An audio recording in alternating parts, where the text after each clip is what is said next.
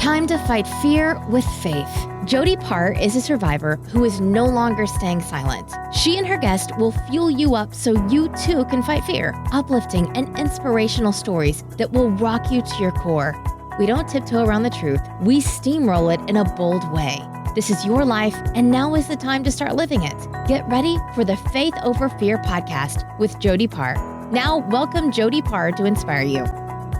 Hey everybody, welcome back to Faith Over Fear. I am Jody Paar, your host. I am so glad you guys are joining me today. I know a lot of you listened to Shelly Hart's Unbreakable Faith.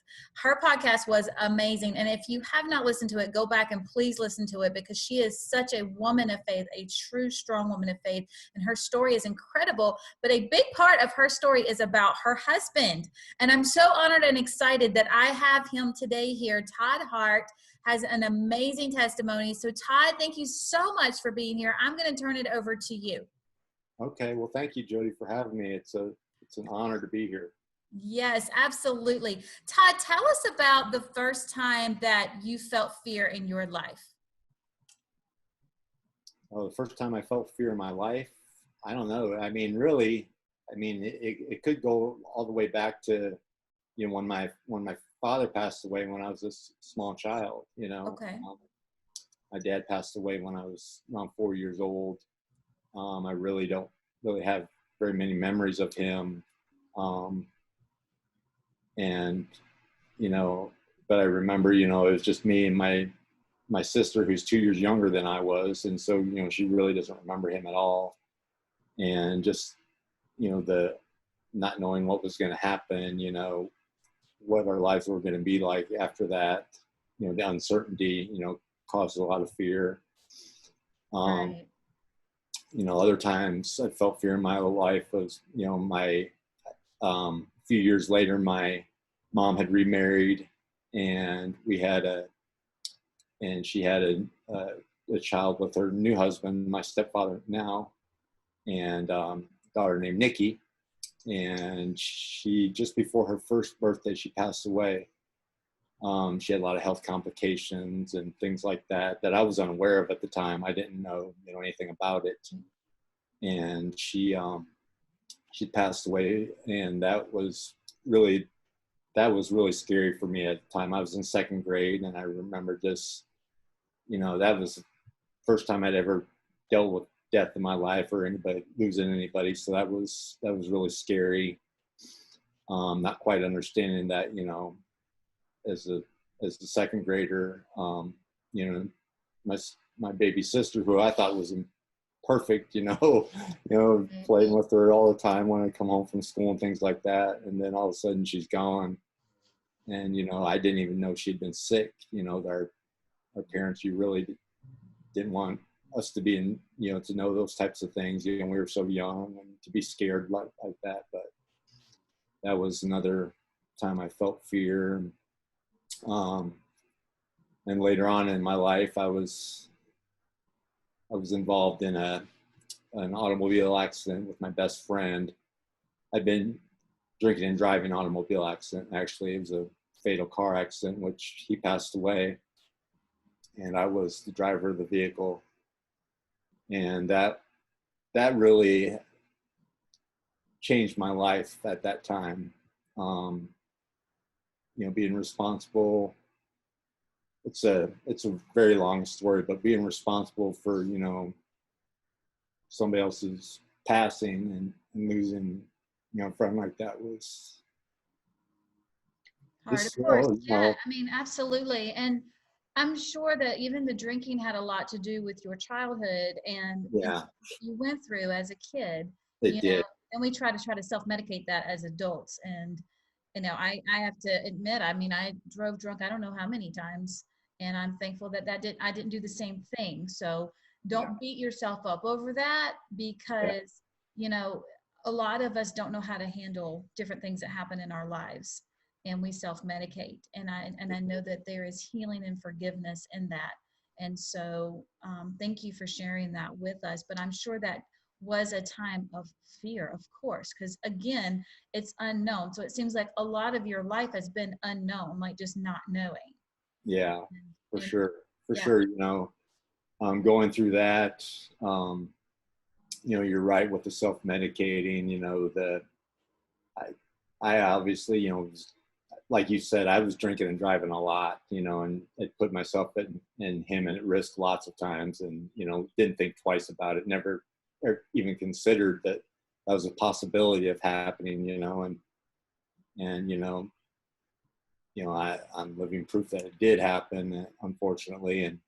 And like you said, it took a long time for me to heal from that. It wasn't actually until recently that I found forgiveness in my life through that, by talking to his children that are, now adults, and his wife, and seeing how they are in their lives now and how happy they are, and how they never held any ill will toward me, from the very beginning, the day it happened, they forgave me. And his children were very small at the time, so they didn't really understand that, their life was really a lot like mine, losing their dad at, very young age, and really not understanding it. So I can really, understand how they would feel. And for years and years, I felt a lot of guilt over that, and shame, and things like that. And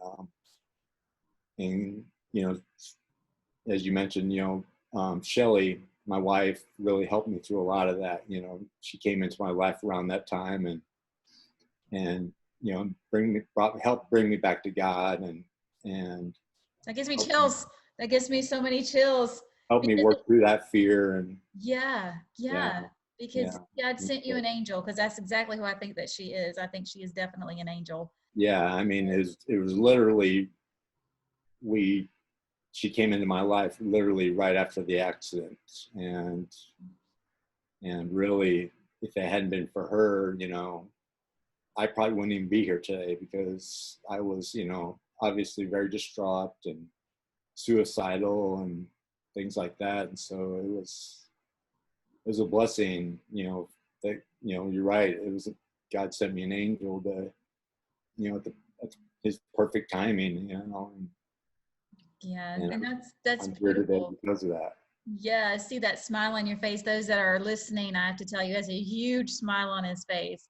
And I just love the light of God that I can see on you, because I know that just like myself, you went through very dark times, and you went through times of, like you said, just literally wanting to take your life in your own hands, because you could not no longer control what your mind was doing, what your guilt and the shame and all these feelings that you had. But it was like whenever Shelly came into your life and showed you that, that's why Jesus died for us, is to carry all that so that we don't have to.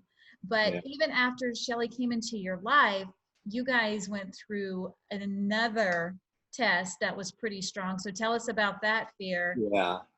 I mean, shortly after we got married, really, I wasn't feeling very well. Let's start with that. And I was having a lot of heartburn feeling constantly. It didn't matter what I did. I was always having it. So I went and got checked out, and the doctors thought I had an issue with my gallbladder. And so they were going to remove my gallbladder, pretty simple minor surgery. And so I went and had a meeting with the surgeon about it. And, before my scheduled procedure, and the surgeon said, "I don't think it's your gallbladder, Todd. I think you need to look into this further," and sent me to a specialist. And I was diagnosed with a liver disease called PSC, which stands for primary sclerosing cholangitis, which is an autoimmune disease of the liver. It scars up the bile ducts inside your liver, and they close, and it basically destroys your liver from the inside out. And so they told me, eventually, within the next few years, you're going to need a liver transplant. And so, that was scary. But, I felt good about it. And so Shelly and I were living in Iowa at the time, and we decided to move to North Carolina. So we moved to North Carolina. We had at that time, we just had our summer, and she was, very young at the time. we moved to North Carolina, and it wasn't shortly after we moved there, I'd moved I was seeing doctors at Duke University Hospital in North Carolina. That's where I was going for my checkups. I'd have checkups every couple months to make sure, check on my PSC, see how I was doing. And one time I went in for a checkup, and they pulled me into the doctor's office after my checkup and said, Todd, you've got liver cancer, and there's really nothing that we can do for you. And they said, we might be able to extend your life a little bit by offering you to do a liver resection, which would be cut out part of my liver where the cancer was. But they said, that's just going to give you a couple extra months. They said, you need to start making, arrangements, yeah.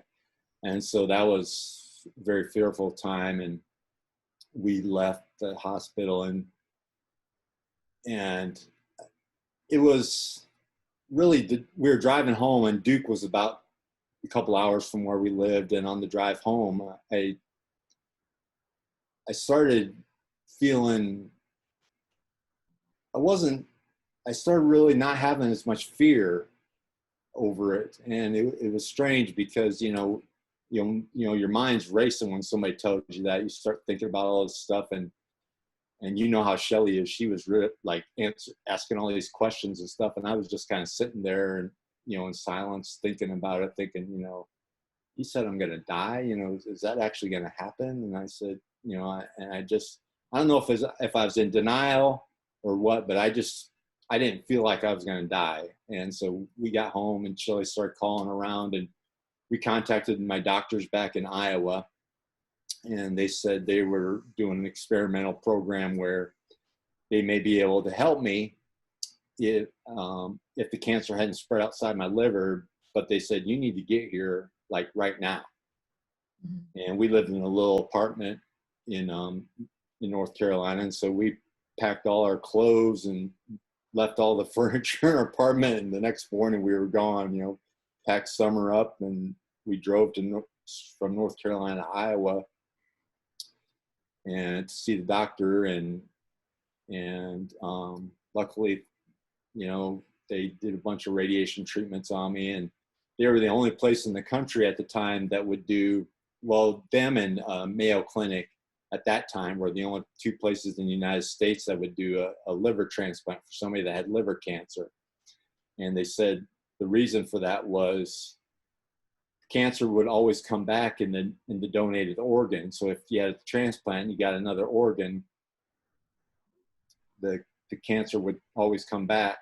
And so they said it was just a waste of an organ. And so most places wouldn't do transplants, but luckily they did were able to do a liver transplant for me, and I got through that. And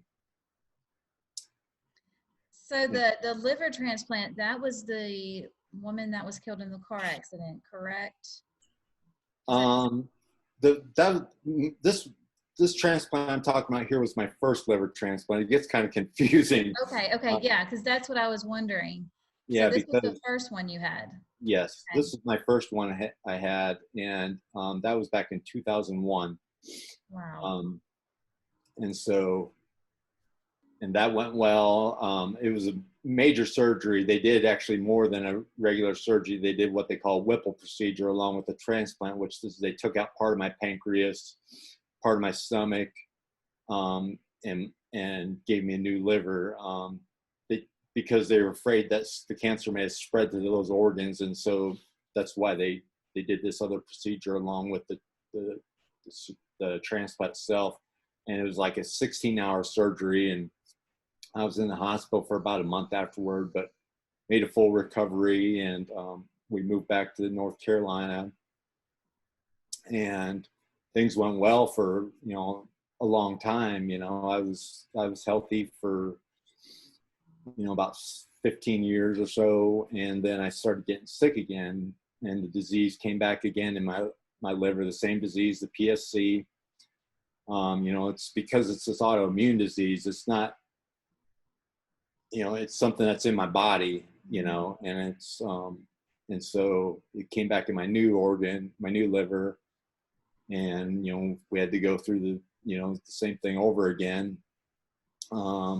This time though, we were living in North Carolina, and Shelley had a real estate business, and now we had, we had Summer, and then we also had our daughter Taylor, right. And Taylor now is in 8th grade, and so this was a couple years ago when I was diagnosed with the PSC again, and started getting sick, and so I came back to Iowa on my own because I wanted to go back to the same hospital with the same doctors because they're the ones I trusted the most. Mm-hmm. And Shelley agreed, but she couldn't leave her business and take Taylor out of school, and so we decided that they would stay in North Carolina and I would come to Iowa. I have family here in Iowa. That's where I'm at now. I'm in Iowa. Mm-hmm. I live with my sister and her husband and their daughter, and I started going to the University of Iowa hospitals for treatments again, and I'd go there. This time it was different because the first time I had cancer. This time I didn't have cancer. I just had the PSC, and it progressed so far that I had the huge fluid buildup in the belly. I looked like I was pregnant, actually. My stomach would stick out so far, and I'd lost a lot of weight. I lost probably 70 or 80 pounds. I was like a skeleton, except I had this huge stomach filled with fluid, and once a week I'd have to go to the hospital to get it drained out, and they drain out like 10 liters of fluid, which would be like 20 pounds. I would lose like 20 pounds of weight. And it only took a half hour to do it. They would stick a needle in my belly and just drain it out. The machine would suck all this fluid out, and it wouldn't go completely down. It'd go down a lot, and it's putting pressure on all my organs and and so it just made me feel really sick and terrible all the time. I had very fatigued. I had no energy. My skin was turning jaundice. I was yellow. My eyes were yellow. I got very, very sick, and you're waiting for a transplant. The problem, you have to wait so long because there's an organ donor shortage in the United States, or around the world really, but it's very big in the United States, and so I had to wait. I ended up waiting a couple years for this liver transplant, and finally I went in one time for one of my normal procedures where I'd go in and do this, where they drained me out. I called it a tap. That's what they called it. It's I forget the name of it right now, but they just called it a tap. They go in and, like I said, stick a needle in me, suck out the fluid. Well, I went in one time, and this has happened quite a bit, where I'd go in and they'd do blood work on me and stuff like that, and they found out that my kidneys were having lots of problems, and so because of my liver, so they said, Todd, we want you to stay, which had happened several times. I'd end up being in the hospital for a week at a time, and they'd get my kidneys back to normal, and then they'd let me go home again and still wait and wait. And then this one time I went in for my tap, and they had me stay, and they said, this was after a couple of years of waiting. They said, I was so sick that they said,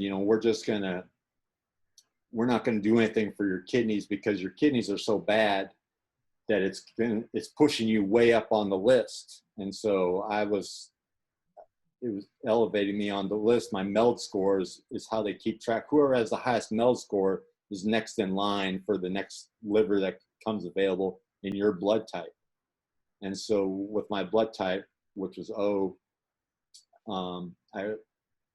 I was at the top of the list for our region, not the whole United States, but for the Midwest region, which is 5 or 6 states. And I finally got a liver, went in, and had my transplant, my first transplant, which is my second transplant, but I had that, and it was a very long surgery, and that's when Shelley flew in with Summer and Taylor, and they got there right before my surgery, and I went in for surgery, and they were all out in the waiting room, and none of this is known to me, but apparently, the doctor came out and like, the listeners have probably heard, the doctor told Shelley, he came out and took a break during the surgery and told Shelley he didn't think I was going to make it off the table because I had so many problems going on inside. All my organs had kind of melded together and they couldn't even get to my liver. They were having to cut them apart and be so careful as not to, cut in the wrong spot where I bleed to death.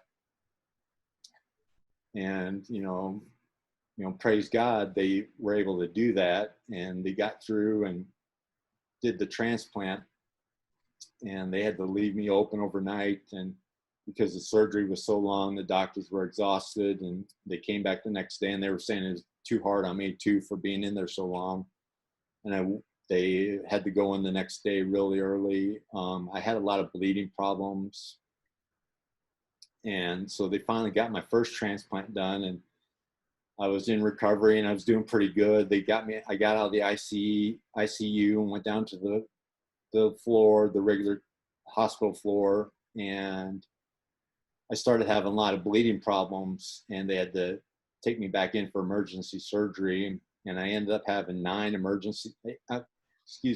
emergency surgeries for bleeding because I guess it was just a daily thing. Most of this I wasn't even aware of at the time, because I was unconscious, and they kept having to take me in over and over for surgery every day because I was having all these bleeding problems and it looked pretty bad. And then they finally got all the bleeding problems resolved, and then I got a blood clot in my new liver. Wow. And they said that I could either stay with that liver, which would be very dangerous because I had a blood clot in it, or I could have another transplant. But they said that would be difficult too because I was so weak from all the surgeries and everything that, they said I had a 60% chance of survival. And I said, well, 60%, I'll take that. It's better than 50-50. So we went in and had another surgery, and it was successful, and it wasn't as long a surgery because they didn't have to do as much as before. And I ended up being in the hospital for a total of 99 days and got out, and I've been doing well now for just over a year. That's incredible. And, it's been a very long haul, and I've still got a ways to go. I've got nerve damage in my legs from the surgeries and affects my walking a little bit. But for the most part, I'm doing very well, and I'm grateful every single day to be alive. Oh yeah, definitely. Like just listening to your story and reflecting back on it, I think of the doctors, and this is what I want people that are listening that are going through an illness right now. You're going through where the doctors said, we don't think you're going to last 2 months, or we don't think you're going to last 3 months, or the doctors do not have the final say, God does. And No. that is what I just had chill bumps listening to your story, because so many times doctors said, there's nothing else we can do. Well, Yeah. where the doctor's in, God begins. So Exactly. there is purpose in your life, definitely, because you have overcome so much and you have been through so many tests. So tell us now on the faith side of things, like what are you doing now? Because you are living. I used to say, you don't just exist in life, you live in life. And I know for a long time, the enemy had me just existing, and there was so much purpose that God wanted me to do with my life, but it was being blinded by the enemy telling me that I wasn't good enough, or I wasn't smart enough, or nobody wanted to hear me, or all these different things. And you're smiling, so I'm guessing that you've heard these same lies in your head as well. Exactly. So tell us, yeah, because the thing is your story is going to inspire so many people. And I can see you on stages, when we get past this Corona thing. Yeah. But this is a perfect time. And I'm so glad you're doing this live, because you give hope to people through your story. You Yeah. inspire people through your story, because you're very much alive. We're sitting here Yeah. talking back and forth. Yeah. You're at home, and so I want you to tell our listeners, like, what are the next steps for you? What's happening next in Todd Hart's life? Well, I totally agree with what you were just saying, about, the devil creeping in and giving you those self-doubts. And, and the fears that you have, I'm not good enough, I'm not smart enough, all those negative things, I've had all those, and, still from time to time have those, And but, you know why? Because you can help so many people. That's yeah, why he's fighting you so bad. The enemy yeah, doesn't fight you if you don't have anything to offer. But exactly. because your story can inspire and help so many people, even suicidal people, Yeah, even people that, have been through killing someone or going through that motion and feeling the guilt and shame, you're a walking, talking testimony of God can get you through that. So of yeah, course the enemy's going to fight you. That's where yeah. you just got to tell him to shut up, and you need to speak up because so many people need to hear your story. Yeah, definitely. What I'd like to do, Jody, like you just said a moment ago, is I do want to do public speaking on Yes. stages, and I have, like you said, so many different topics. I actually, when I first had my accident with my friend, part of my sentencing, I was, charged with vehicular manslaughter at the time, and I faced a possible 10-year sentence in prison. And when I pled guilty to all that, and I went to my sentencing hearing, and Shelly was there with me at the time. We weren't married yet, but we were dating, and she was there with me for support. And the judge, everybody thought for sure I was going to prison. My lawyer told me, Todd, you're going to go to jail because they want to make an example of you. And so I fully expected at the time that that would happen. And the judge at the time, he said, because of the family support, the family sent the judge a letter saying, we don't want Todd to go to prison. He's like a son to us. We totally forgive him. Wow. And, we don't believe he should go to prison. So the judge said, I'm going to abide by the family's wishes. I spent no time in jail. I was just sentenced to, I think it was 6 years probation, 150 hours of community service, which my community service he wanted me to do was to speak about what had happened to me. And at that time, I was still, struggling with everything, and to go in front of groups of people and speak about what had happened to me was terrifying to me. I had to go through lots of treatment. I went through alcohol treatment. I was seeing a psychologist about all my problems I was going through with dealing with the loss and everything. But I did public speaking, and once I got over the fear of it, I loved it. I was going around to schools all around Iowa, and speaking in gymnasiums in front of the whole school and telling my story of what had happened to me, and I just loved it. I loved, I got such a positive response from everybody, and so I'm talking about that because that's what I want to do now. I want to do that with whatever part of my story, the whole thing, or speaking in front of schools or whatever. And I also I'm working on starting my own YouTube channel, and that's going to be launching very soon, where I want to talk about my testimony, and also, just to help people. I just want to, help people, and I believe I can do that with my story. Like you said, I want to, touch people's lives, and I think God has a purpose for me. And Oh, definitely.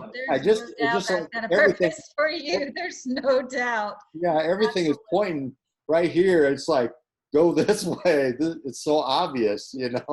and so, that's those are my plans, and I'm working toward that. And like you said, once this virus all stuff gets all straightened out, which I'm hoping will be soon, praying about it all the time. And I'm just very grateful for everything. Every day I'm grateful, just for the simplest things. I'm doing a lot of reading. I read the Bible every day, and reading books, and like I said, working on this YouTube stuff, figuring that out, and looking forward to speaking and helping people, and spreading the word of God.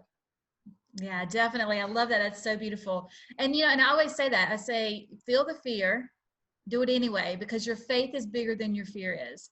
And Yeah. and you have to, like, even right now we are all quarantined, but you have your message is in your story and in your testimony. And that's something that you could do just like we're doing right now. Yeah. Facebook Lives, YouTubes, because you never know who's sitting at home and they see that Facebook Live or they see you speaking out and they're like, wow, I'm not alone. I'm not isolated. I'm not the only person that's been through this and I'm beating myself up about this. So yeah, I would say just go for it and just be unstoppable.